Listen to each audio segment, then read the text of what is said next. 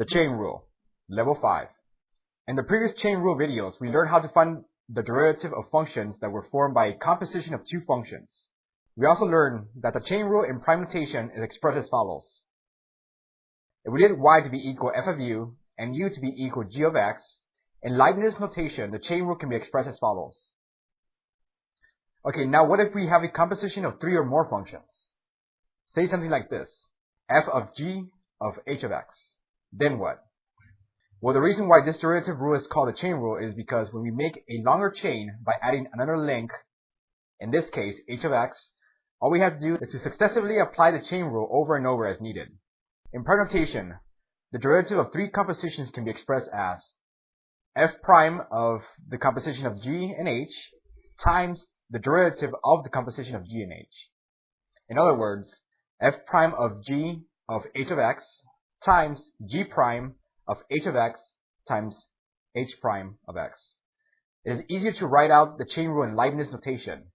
So if y equals f of u and u equals g of t and t equals h of x, then the chain rule can be expressed as dy over dx equals dy over du times du over dt times dt over dx. And like always, f, g, and h need to be differentiable functions. The idea of making a chain longer by adding another function into the composition mix can be extended for three or more consecutive compositions. Alright, let's go over some examples. Find a derivative of r of x equals cosine square of sine of x. So first of all, we rewrite the expression in a derivative-friendly form. R of x is the same thing as the quantity cosine of sine of x raised to the power of 2. Now here we have three functions. The outer function is x squared, the inner function is cosine of x, and the inner function is sine of x. In order to use the chain rule, we need to take the derivative of each function. F prime is equal to 2x, g prime is equal to negative sine of x, and h prime is equal to cosine of x. So the derivative of r of x is equal to 2 times the quantity cosine of sine of x times the derivative of cosine of sine of x. Finding the derivative gives us the following, and simplifying the expression gives us the final answer to be equal to negative 2 times cosine of sine of x times sine of sine of x times cosine of x. Using the chain rule in Leibniz notation, we had y to be equal to u squared, u to be equal to cosine of t, and t equal to sine of x. Taking the derivative of dy over du gives us 2u, that of du over dt gives us negative sine of t, and that of dt over dx gives us cosine of x. Multiplying these expressions gives us the following. And now here, what we did is we substitute the values for u and t. So the final derivative is equal to negative 2 times cosine of sine of x times sine of sine of x times cosine of x. Same answer that we got by using the derivative in prime notation. So it's really up to you which form of the chain rule you want to use. They both give you the same answer. Let's try the next one.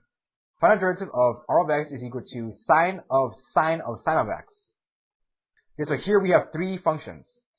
The outer function is sine of x, the inner function is sine of x, and our inner function is sine of x yet again. The derivative of f of x is equal to cosine of x, and the derivative of the other functions are also cosine of x. Applying the chain rule, we have that the derivative of r of x is going to be equal to cosine of sine of x times the derivative of sine of x. Finding the derivative by applying an additional chain rule, we have that the final answer is equal to cosine of sine of x times cosine of sine of x times cosine of x. Using Leibniz notation, we have that y is equal to sine of u is equal to sine of t, and t is equal to sine of x. The derivative of dy over du is cosine of u, that of du over dt is cosine of t, and dt over dx is cosine of x. So multiplying these functions by using the chain rule, in Leibniz notation we have the following. And now we substitute the values for t. We have the final expression to be equal cosine of sine of x times cosine of sine of x times cosine of x. Alright, let's try the next one. Find a derivative of r of x equals e to the power of tangent of the square root of x. Alright, so our outer function is e to the x, our inner function is tangent of x, and our inner function is the square root of x, which can be rewritten as x raised to the power of 1/2. The derivative of f of x is equal to e to the x, the derivative of g of x is equal to secant squared of x, and the derivative of h of x is equal to 1/2 times x raised to the power of negative 1/2. So applying the chain rule, we have that the derivative of r of x is going to be equal to e raised to the power of tangent of the square root of x times the derivative of tangent of the square root of x. We apply the chain rule here once again. So applying the chain rule, we have the following. And simplifying the expression, we have that the final answer is equal to e raised to the power of tangent of the square root of x times secant squared of the square root of x all over 2 times the square root of x. Using Leibniz notation, we let y to be equal to e to the u to be equal to tangent of t, and t to be equal to x raised to the power of 1/2. Taking the derivative of dy over du gives us e to the u, du dt, secant squared of t, and dt over dx 1/2 times x raised to the power of negative 1/2. Multiplying the functions, we have the following, and substituting u and t, we have that the final answer is equal to e raised to the power of tangent of the square root of x times secant squared of square root of x over 2 times the square root of x. Alright, let's try the next one. Final derivative of r of x equals 5 raised to the power of 3, and that raised to the power of x squared. So the outer function is 5 raised to the power of x, the inner function is 3 raised to the power of x, and the inner function is x raised to the power of 2. Taking the derivative of f of x gives us 5 raised to the power of x times the natural log of 5. That of g of x is equal to 3 raised to the power of x times the natural log of 3. And that of h of x gives us 2x. So applying the chain rule, we have that the final derivative is equal to 5 raised to the power of 3 raised to the power of x squared times the natural log of 5 times 3 raised to the power of x squared times the natural log of 3 times 2x. In Leibniz notation, we let y to be equal to 5 raised to the power of u, and u to be equal to 3 raised to the power of t, and t to be equal to x raised to the power of 2. The derivative of dy over du is equal to 5 raised to the u times the natural log of 5. That of du dt is equal to 3 raised to the power of t times the natural log of 3. And that of dt over dx is equal to 2x. Multiplying the functions, we have the following. And substituting the values for u and t, we have that the final derivative is equal to 5 raised to the power of 3 raised to the power of x squared times the natural log of 5 times 3 raised to the power of x squared times the natural log of 3 times 2x. Alright, let's finish this off with the last example.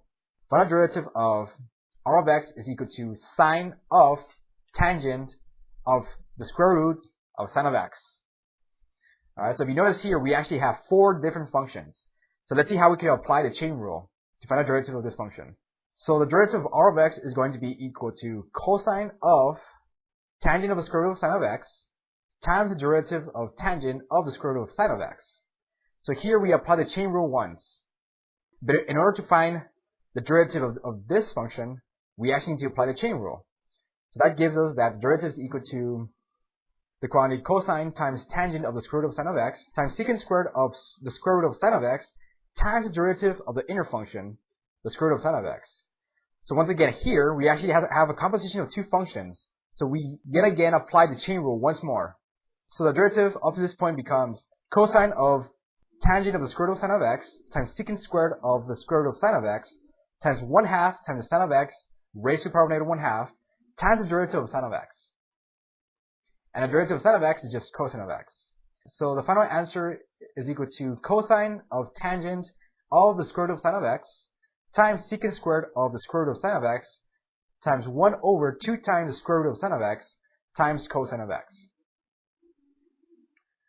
Alright, this concludes the final video on the chain rule. In our next video, we will learn implicit differentiation.